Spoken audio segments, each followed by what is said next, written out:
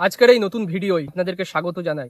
আজ আপনাদের সঙ্গে আলোচনা করব আমরা যারা তিলের চাষ করছি, তিল চাষের যাবতীয় পরিচর্যা, তিলের ফুল আসার আগে অবধি কি কি এর মধ্যে যত্ন আমরা নিতে পারি, গাছটা বেরোনোর আগে থেকে একদম ফুল আসা অবধি কি কি যত্ন এখানে নেব, যাতে করে পরবর্তীকালে তিলের গাছটা দারুণভাবে আমাদের বেড়ে ওঠে, তিলটা যেন খুব ভালো পরবর্তীকালে ফলন দেওয়ার জন্য উপযুক্ত গাছ আমরা তৈরি করতে পারি।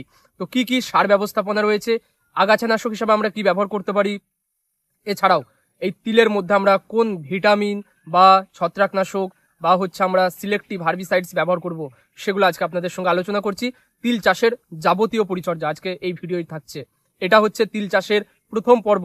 দ্বিতীয় পর্ব আসবে এর ঠিক 15 থেকে 20 দিন পরে, অর্থাৎ তিলের মধ্যে যখন ফুল আসতে শুরু করবে। তো ফুল আসার পরে আমরা কি ব্যবহার করব যাতে করে আমাদের তিলের ফলনটা বাড়ে, সেটা আরেকটা ভিডিও, আরেকটা পার্ট আসবে। আজকে হচ্ছে তিল চাষের প্রথম পর্ব, যেখানে আপনাদেরকে আমি জমি তৈরি থেকে শুরু করে pre emergent herbicide, post emergent selective herbicides, তিল চাষে চাপান সার ব্যবস্থাপনা, স্প্রে, সমস্ত কিছু আলোচনা করছি। তাই সম্পূর্ণ ভিডিওটা দেখবেন। অ্যাগ্রি ট্যাকটিক্স চ্যানেলে প্রথমবার এসে থাকলে অবশ্যই চ্যানেলটা সাবস্ক্রাইব করবেন চাষবাস সম্পর্কিত সমস্ত ভিডিও সবার আগে দেখার জন্য, আর বেল আইকনটা বাজিয়ে দেবেন। আর ভিডিওটা যদি ভালো লাগে, ভিডিও থেকে যদি কিছু জেনে থাকেন, অবশ্যই ভিডিওটা লাইক করে যাবেন, চাষি বন্ধুদের মধ্যে শেয়ার করবেন। আসুন আপনাদেরকে তিল চাষের যাবতীয় পরিচর্যা আপনাদের সামনে উপস্থাপন করি। তো প্রথমত আমি আলোচনা করব যে আমরা মাটি কিভাবে তৈরি করব, তিলটা কিভাবে ছড়াবো। যারা ছড়িয়ে ফেলেছেন তারা ভিডিওর এই 1 থেকে 2 মিনিট অংশটা স্কিপ করে যেতে পারেন, কোনো সমস্যা নেই। তো দেখুন, মাটি আমরা প্রথমে আলু যাদের লাগানো ছিল বা ছিল না, পড়া জমি আমরা 2টো চাষ দিয়ে তিলটা বুনবো। প্রথম চাষটা দেবো, ঘাসটা মরবে, ঘাস মরার পরে আমরা কিন্তু তিলটা ছড়ানোর পরে আরেকবার চাষ দেবো, যাতে পাতলা করে উপরে উপরে আমরা একটা রোটার চাষ দেবো, যাতে করে তিলটা ঢাকা পড়ে বা আমরা টানা ফালে চাষ দিয়ে মই দিতে পারি, কোনো সমস্যা নেই। আমরা অবশ্যই খেয়াল রাখবো যেন সামান্য পরিমাণে জমিতে রস বা জল থাকে, সামান্য একটু হালকা জো থাকে যেন, তাহলে তিলটা খুব ভালোভাবে বের হবে। এরপরে এই যে তিল আমরা বুনে দিলাম, বুনে দেওয়ার পরে 48 ঘন্টার মধ্যে আমরা কিন্তু প্রি এমার্জেন্ট হার্বিসাইড ব্যবহার করব। প্রি এমার্জেন্ট কাকে বলে না, গাছ, আমরা যে কাঙ্ক্ষিত গাছ, যেটা আমরা বীজ ফেললাম, যেটা থেকে গাছ বেরোবে, সেই যে গাছটা, সেই গাছটা বেরোনোর আগে প্রি এমার্জেন্ট ওই গাছটা বেরোনোর আগেই আমরা কিন্তু হার্বিসাইডস ব্যবহার করব, যাতে করে পরবর্তীকালে বিভিন্ন যে চওড়া পাতা, সরু পাতা, যে ঘাসগুলো, আগাছাগুলো রয়েছে, সেগুলো যাতে বের না হয়, ঘাসটা বেরই হবে না। তো সেই জন্য আমরা প্রি এমার্জেন্ট কি ব্যবহার করব না, পেন্ডিমিথিলিন 50%। পেন্ডিমিথিলিন আমরা ব্যবহার করব প্রতি লিটার জলে 5 ml করে, প্রতি লিটার জলে 5 ml করে পেন্ডিমিথিলিন ব্যবহার করলে পরবর্তীকালে আগাছার পরিমাণ কিন্তু অনেক কম থাকবে, অনেক কম পরিমাণে আগাছা বের হবে পরবর্তীকালে, খুবই কমে যাবে, এটুকু আপনাকে বলতে পারি। এরপরে গাছটা যখন বেরিয়ে যাবে, তিলের গাছ যখন ফুটে যাবে মাটি থেকে, সেই সময় কিন্তু আমরা আর পেন্ডিমিথিলিন ব্যবহার করতে পারি না। সেই সময় আমাদের পোস্ট এমার্জেন্ট হার্বিসাইডস ব্যবহার করতে হবে।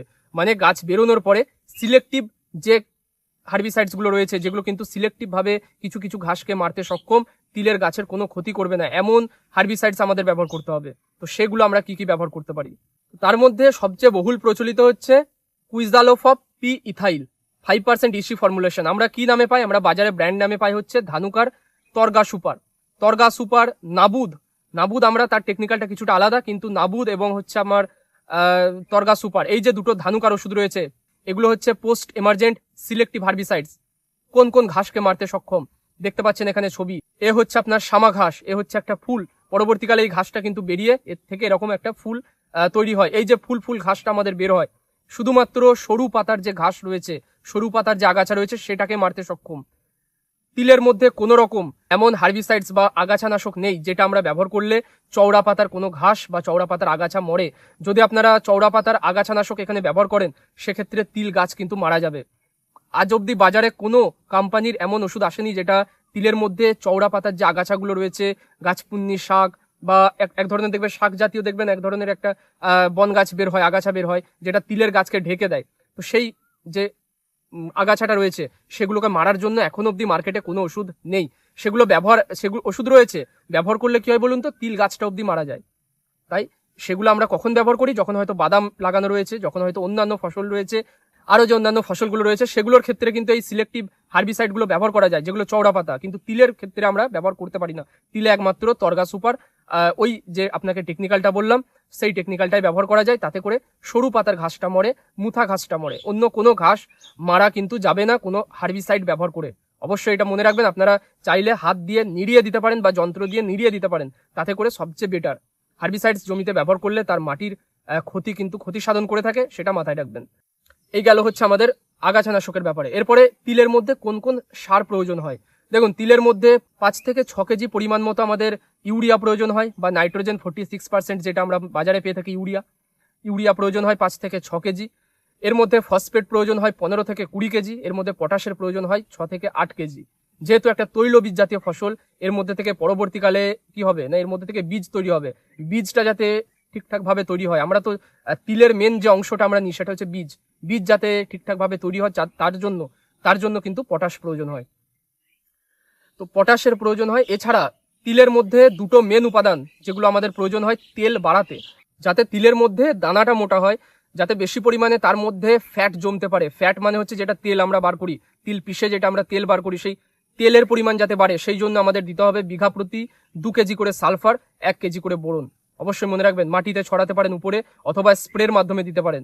এই গেল কিছু নিউট্রিয়েন্টস এবং কিছু হচ্ছে ম্যাক্রো উপাদান বা খাবার যেগুলো গাছের প্রয়োজন হয়। কতটা পরিমাণ আপনাকে বলে দিলাম। এরপরে হচ্ছে যারা আমরা আলু তুলে তিল বুনি, যারা আলু তোলার পরে আমরা তিল ছড়িয়েছি, আলুর যে 3 বস্তা 4 বস্তা করে চাপান সার ব্যবহার করেছি, সেই চাপানের অনেকটা অংশ কিন্তু মাটিতে পড়ে থাকে। তাই যারা আমরা আলু তুলে তিল বুনছি, তারা কোনো রকম এখানে চাপান সার ব্যবস্থাপনা নেব না। চাপান সার অলরেডি তার মধ্যে রয়েছে, আমরা উপর থেকে আর ফসফেট, ইউরিয়া এগুলো প্রয়োগ এখন করব না। পরবর্তীকালে করতে হবে কি হবে না সেটা ভিডিওর পরবর্তী পার্ট যখন আসবে আপনাদেরকে আমি জানাবো। তবে এখন গাছের যখন 30-35 দিন বয়স অবধি কোনো রকম চাপান সার এখানে লাগবে না। শুধুমাত্র লক্ষ্য রাখবেন সালফার আর বোরনটা যেন আলাদা করে আপনি ব্যবহার করেন মাটিতে। এরপর হচ্ছে স্প্রে। আমরা যদি দেখি এ সময় তিল গাছ গোড়া পচে মারা যায়, সেই যাতে না মরে সেই জন্য আমরা কিন্তু এখানে স্প্রিন্ট, যেটা কার্বেন্ডাজিম ম্যানকোজেব, সেই কার্বেন্ডাজিম ম্যানকোজেব অথবা মেটালক্সিল ম্যানকোজেব অথবা অ্যামিস্টার টপ নেটিভো, যে কোনো ধরনের আমরা কিন্তু এখানে যেগুলো সিস্টেমিক ছত্রাকনাশক রয়েছে, সিস্টেমিক ফাঞ্জিসাইড, সেগুলো আমরা যে কোনো একটা স্প্রে করতে পারি এই সময়, গাছটা যখন 4 পাতা হবে সেই সময়টায়। ফলস্বরূপ কি হবে, পরবর্তীকালে ফুল আসার আগে দেখবেন তিলের গাছ ঝিমিয়ে মারা যায়, গোড়া পচে মারা যায়, সেগুলো মরবে না। তো আপনাদেরকে কি জানালাম, তিলটা বুনবেন, চাষ কিভাবে দেবেন। আচ্ছা, তিলের মধ্যে আপনারা আগাছা নিয়ন্ত্রণ কিভাবে করবেন। তৃতীয় আপনাদের বললাম চাপান সার ব্যবস্থাপনা। আর চতুর্থ বললাম আপনাদেরকে যে স্প্রের ব্যাপারটা। স্প্রের মধ্যে আপনারা অবশ্যই যতবার স্প্রে করবেন বোরন ব্যবহার করবেন। আর তিলের গাছ যাতে পুষ্ট হয় সেজন্য আপনারা ফুল আসার আগে একবার ভিটামিন স্প্রে করবেন। সেই ভিটামিনটা কি হবে সেটা তখন ভিডিওর আমি দ্বিতীয় পর্বে আপনাদের জানাবো। আজকে আপনাদেরকে 4টে বিষয় জানিয়ে দিলাম। আচ্ছা, তিলের গাছে আমরা এই সময় একটা বিরাট সমস্যা দেখি, সেটা হচ্ছে শুয়োপোকা। দেখবেন শুয়োপোকা তিলের পাতাগুলোকে কুঁড়ে খায়। পরবর্তীকালে তিলের যখন সুঁটি বের হয় সেগুলোকেও কিন্তু কুঁড়ে খায় এবং সেগুলো নষ্ট করে দেয়। তিলের গাছ সম্পূর্ণরূপে এই শুয়োপোকা কিন্তু নষ্ট করে। সেই শুয়োপোকা মারতে হলে এর জন্য আমরা যে কীটনাশকটা ব্যবহার করতে পারি সেটা হচ্ছে ল্যামডা সাইহ্যালোথ্রিন। বুঝতে পেরেছেন, ল্যামডা সাইহ্যালোথ্রিন। এই যে শুয়োপোকা জাতীয় যে পোকাগুলো আমার হচ্ছে তিলের পাতাগুলোকে কুঁড়ে খায়, সেগুলোকে সম্পূর্ণটা মেরে দিতে সক্ষম ল্যামডা সাইহ্যালোথ্রিন। নানা আপনি কোম্পানির ওষুধ পাবেন, অ্যালিকা পাবেন, সিনজেন্টার অ্যালিকা, এছাড়াও আরো মার্কেটে অনেক ওষুধ রয়েছে। ল্যামডা সাইহ্যালোথ্রিন এখানে লিখে রাখুন, বা টেকনিক্যালটা আপনাদেরকে আমি দেখিয়ে দিচ্ছি। শুয়োপোকা মারতে কিন্তু সক্ষম। তো এটা আমাদের বিরাট একটা সমস্যা করে। এছাড়াও গুঁড়ো পোকাগুলোও কিন্তু মারা যায়। তাই আপনারা অবশ্যই এই যে আপনাকে বললাম পোকা নিয়ন্ত্রণ করবেন ঠিকঠাকভাবে, আগাছা নিয়ন্ত্রণ করবেন।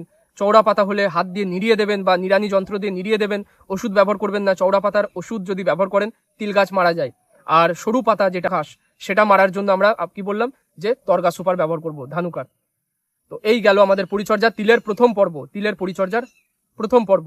ভিডিও যদি ভালো লাগে, কিছু জেনে থাকেন, কিছু শিখে থাকেন, চ্যানেলটা সাবস্ক্রাইব করবেন, ভিডিওগুলো লাইক করবেন, চাষি বন্ধুদের মধ্যে ছড়িয়ে দেবেন। আর ভিডিও দ্বিতীয় পর্ব দেখার জন্য অবশ্যই আমাদের সাথে থাকবেন। পরবর্তীকালে সেই পর্ব দেখতে হলে চ্যানেলটা সাবস্ক্রাইব করতে হবে। দেখা হবে পরের ভিডিও।